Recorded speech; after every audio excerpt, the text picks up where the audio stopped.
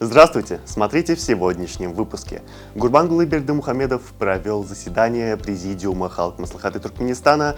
Президент Туркменистана поздравил императора Японии с днем рождения. 300-летие поэта Махтумкули отметили в Казахстане и другие новости.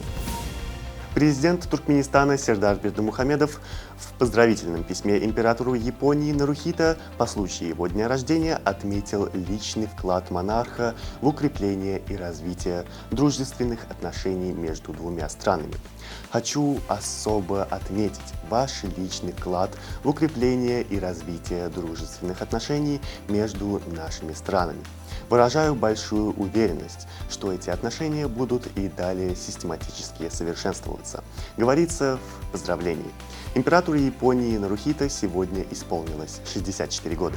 В Ашхабаде под председательством национального лидера туркменского народа состоялось заседание Президиума Халк Маслихаты, высшего органа народной власти в стране. На заседании обсуждались первоочередные задачи по реализации программы социально-экономического развития страны на текущий год.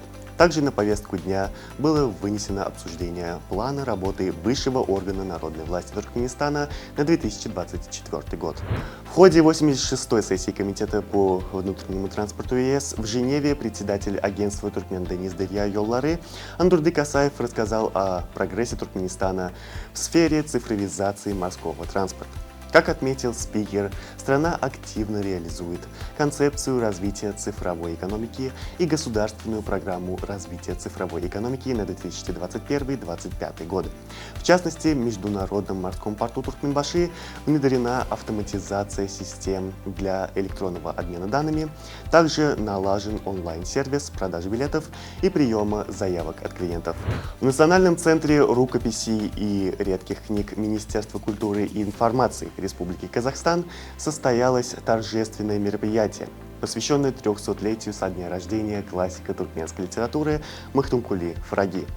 Выступающие отметили важность проведения данного мероприятия в год 300-летнего юбилея выдающегося поэта и мыслителя, воспевающего единство и независимость своего народа. В Ашхабаде прошел межведомственный круглый стол с участием делегации Международной организации труда во главе с региональным директором Беатой Андрес.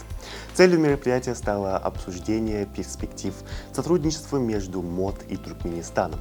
В ходе диалога участники поделились мнениями о путях решения вопросов достойного труда в различных секторах экономики Туркменистана.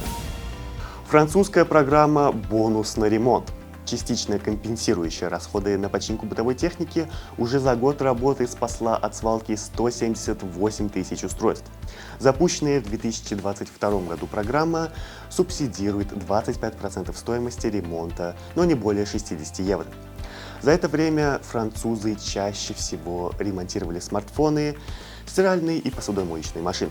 39% опрошенных заявили, что именно субсидия стала решающим фактором в пользу ремонта, а не покупки нового устройства. 5 июня в обращение будут выпущены новые английские фунты с портретом короля Карла III.